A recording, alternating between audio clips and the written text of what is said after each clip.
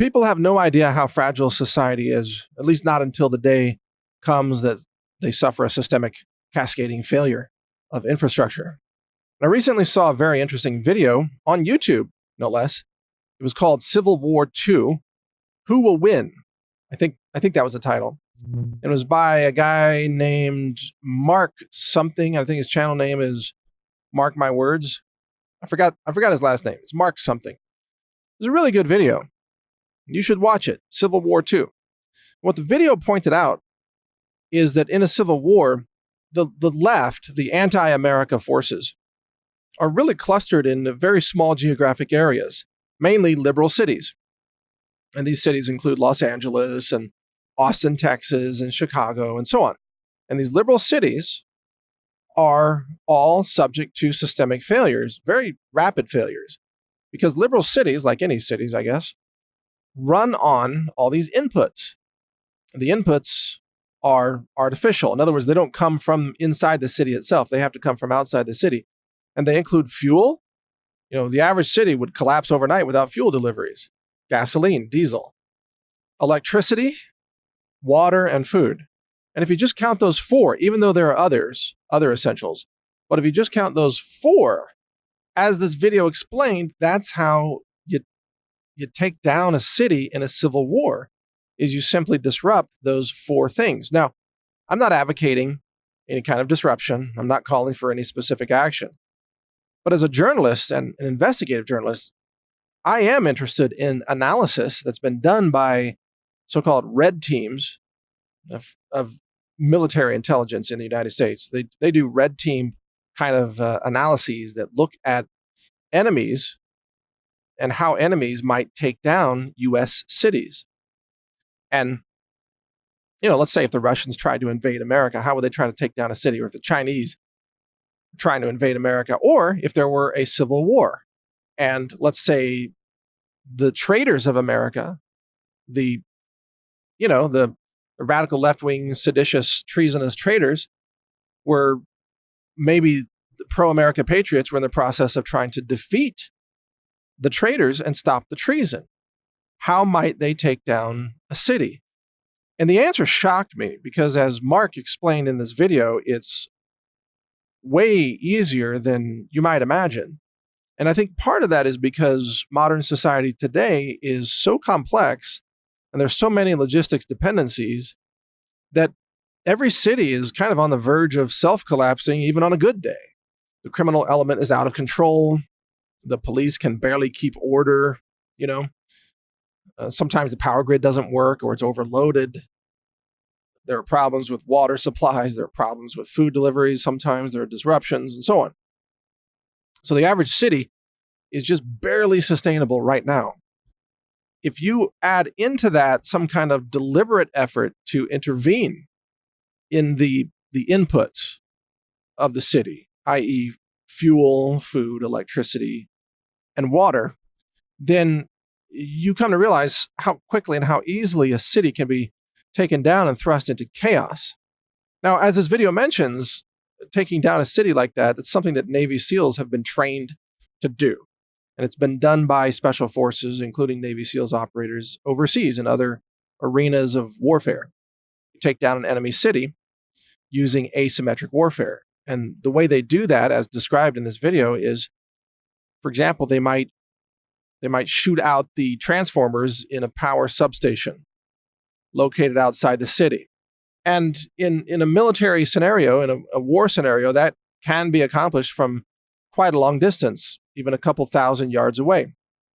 And what happens is when you punch holes into the transformers, they lose their oil, their coolant oil, and then they overheat and explode. So essentially punching holes in them with bullets just causes them to drain, which causes them to, malfunction.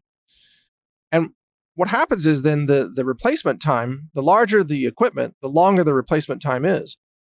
And so cities or areas of cities, whether we're talking about Navy SEALs operating overseas or, some kind of a foreign invader or a civil war in the United States, large regions can be taken offline and plunged into darkness. And when the electricity goes off, then you have chaos in the average liberal city in America. Because when the electricity doesn't work, the water pumps don't work, the fuel pumps don't work, and the grocery stores don't function. The food can't be kept cold. The cash registers don't work because they're all electronic now. The internet doesn't work. The gasoline pumps that fill your car don't work. Nothing works. The city water, which is pumped into a water tower, you might have a few hours of water, maybe a day, but after that, there's no more pumping of the water because the electricity's out. And so you get, in a liberal city, you get total collapse and total chaos within hours. You get massive looting, you get arson, you get murder, rape, robbery, everything you can imagine. Basically, the criminal element just runs rampant throughout the city. And the police, guess what? They go home because they have to protect their own families. I know a lot of cops, and that's what they would do. At some point, it's like, the city's lost. You need to get home and protect your family, or you won't even have a family remaining after this. And so they will go home. They'll walk off the force. They'll just, resign if they have to, rather than lose their family. So then the city just plunges into total chaos. And you have, if it's a liberal city, then you have the liberals who are trying to wage war against America. You have them preoccupied with their own disaster, a disaster essentially of their own making, because they've built these cesspools of human filth and destitution, homelessness, substance abuse, disease, everything. They've built these cities like San Francisco and Los Angeles and Seattle and Portland and Chicago and Austin and many others on the East Coast and so on. They've built these cities, and when those cities start to collapse, it will occupy the liberals, which means they won't be able to keep fighting the rest of America because they're busy trying to just stop their own cities from burning down. And note that in this scenario, that is accomplished with a minimal expenditure of effort. And that's why it's called asymmetric warfare. But what struck me about watching this analysis video by Mark My Words is just realizing how vulnerable everything is in society today. ATMs won't work without electricity. Transactions cannot be done. Banks won't work, grocery stores won't work, gasoline stations won't work, just on and on and on. Everything grinds to a halt without electricity. So electricity is the Achilles heel of our modern society, whether you're talking about a civil war or a foreign enemy invader, or even an EMP weapon that takes down the power grid. The power grid is the Achilles heel. And I dare say that much of what exists in modern society today simply will collapse without power. And the longer the outage goes, the more the chaos accelerates, obviously. So a city might be able to survive 48 hours, maybe 72, maybe 96. I don't know. Depends on the city, I suppose. They might be able to survive a short-term outage. But as that outage continues to get longer and longer in duration, you end up with increasing levels of chaos, more police retiring, resigning and going home. You end up with basically more desperation, more chaos and lawlessness. Once the gangbangers in LA figure out the police cannot respond, it's over for LA, really. They'll gather up like gangs of 20 people. They'll go through the suburbs, just raping and pillaging.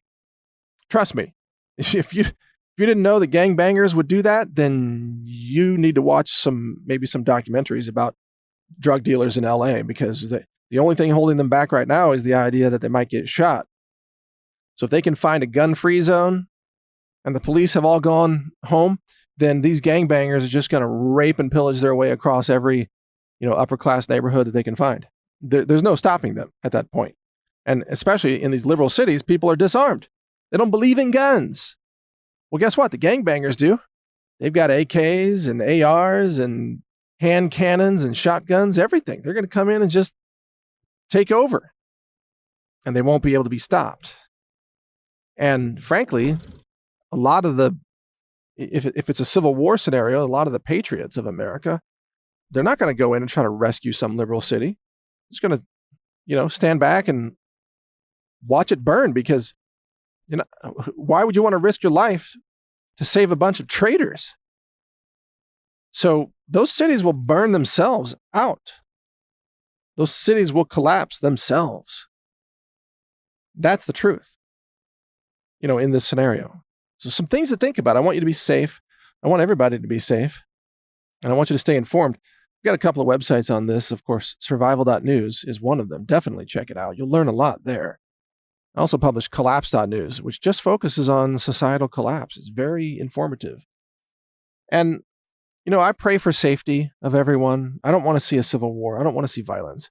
I don't want to see anybody get hurt. I don't want to see blood spilled on the streets of America. But I also know that it's probably coming because of the circumstances that have been put in place by very short-sighted people and a lot of people who hate America. The radical left has become enemies of America in many ways, and they despise this country and they want to see this country crumble.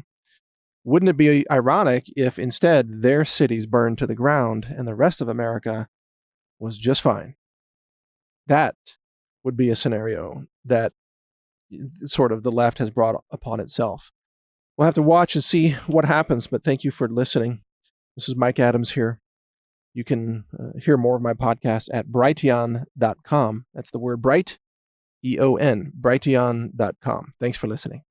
If you want to make it through these trying times, you're going to need full cognitive function. You're going to need your mental faculties. And there's no better way to achieve that than to turn to good nutrition, brain-supporting nutrition. That's what we offer at the Health Ranger store. We do more testing than any retailer in the world to make sure that you have the cleanest food in the world, because I believe that that's how we change the world. We change the world through clean food. We help people live better, think better, and we get better results in the world. It all starts with food and nutrition. Check it out. We have over 700 products now at healthrangerstore.com. Thank you for your support.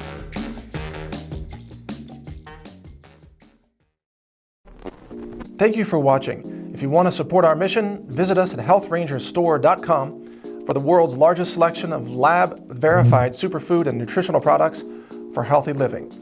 It's at healthrangerstore.com.